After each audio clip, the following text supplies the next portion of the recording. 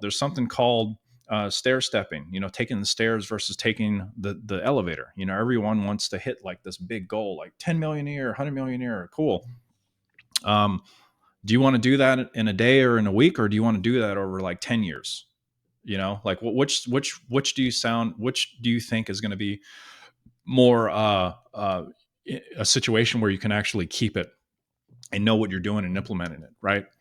So with taking the stairs, each step is like a mini goal, mini milestone. And the force on the step is to keep that goal. So you hit the goal and you keep the goal, right? Now what's the goal? Next goal. You hit the goal, you keep the goal, right? The step keeps going up and up and up.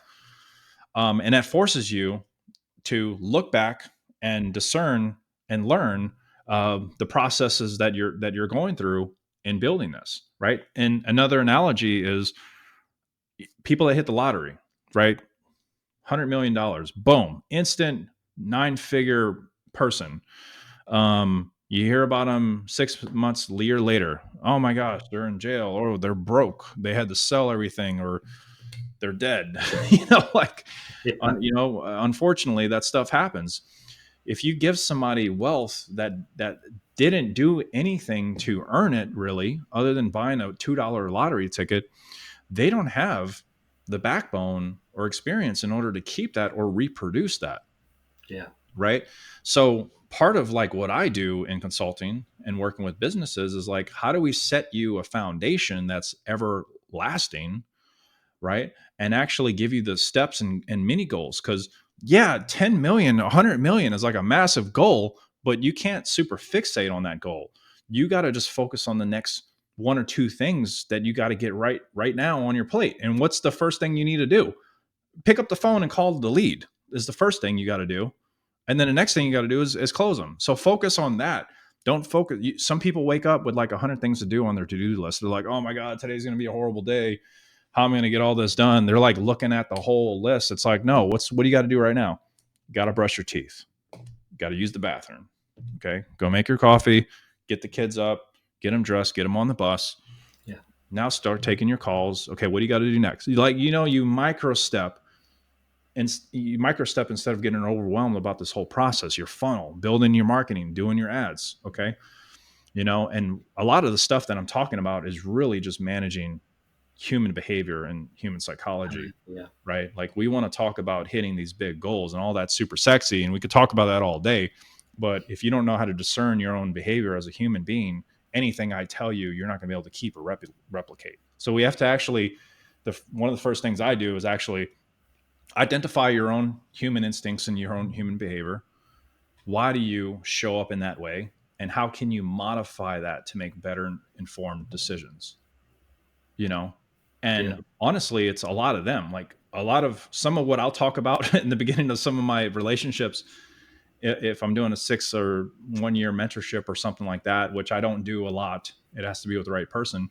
It's like the first week or two is just talking about their emotions, and their feelings, and kind of navigating that, and helping them recognize where they're at and where they're trying to get to, and what's really holding them back. Because if that stuff comes up later, then we could have like a big explosion event that we want to avoid. Let's get that stuff knocked out here so that we can actually scale the right way.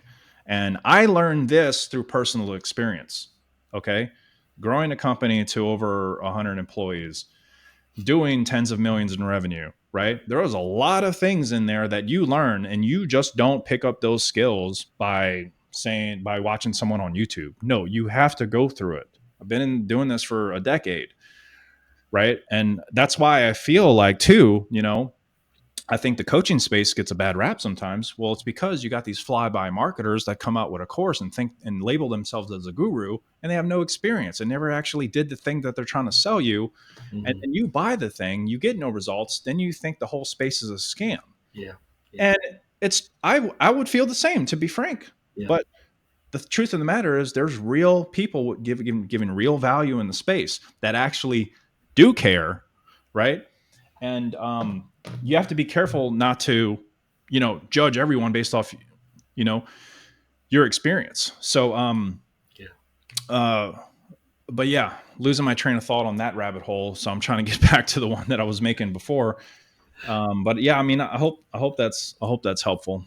Yeah, I think there's a lot of gold nuggets today. I do appreciate it, Douglas. I think part of it, like you said, is experience. And a lot of times you said, my favorite terms is reverse engineer. Like, where do you start? Well, really, it's not where do you start, where do you want to go?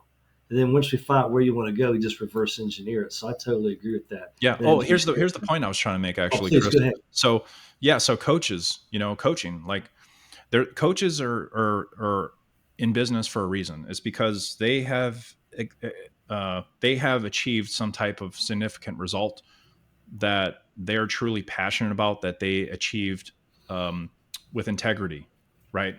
And there's other people that see that aspire to that, right?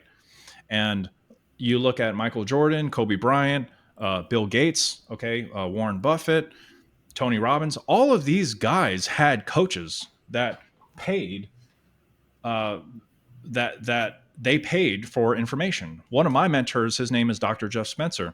Dr. Jeff Spencer has trained 40 gold Olympians. He's trained Tiger Woods. He was with Lance Armstrong through 9 all Tour de France's.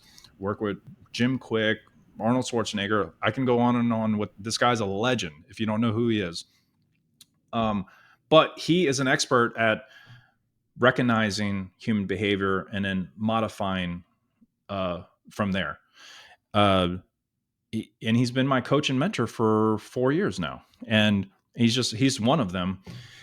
So if there's somewhere you want to, the point to saying this is, if there's somewhere you want to be, go find somebody that's doing it and pay them. Like, pay them. They've obviously achieved significant result. Figure out a way to compensate them to get their attention, because guess what, you're not the only person trying to get their attention. There's probably hundreds of other people trying, or thousands or tens of thousands trying to get their attention. And because these people have lives and families and kids and responsibilities, guess what? The government says that USD is how we get gas to put in our engine so we can drive around, or how we buy our eggs to feed our family. Well, we're going to need that currency from you so we can do that and then get attention. That's how the world goes around. It's by money. There are free programs. YouTube is free, right? You can go to those things and those platforms and get that information. You can use AI. AI can be free. DeepSeek is free now, right? Just get it from the App Store. It's supposed to be 50 times better than ChatGPT. I don't know if that's true or not. But yeah, find a coach, latch onto them, someone that's been there, done it, and learn from them. I personally spend multiple six figures a year to hang out with really cool people and learn really cool stuff. If you want to save time on watching all the episodes, but still get all the gold nuggets that we find from interviewing these 7, 8, and 9-figure entrepreneurs, then you can get all of that inside of the 2 Comma Club newsletter. Just go to 2ccnewsletter.com and subscribe.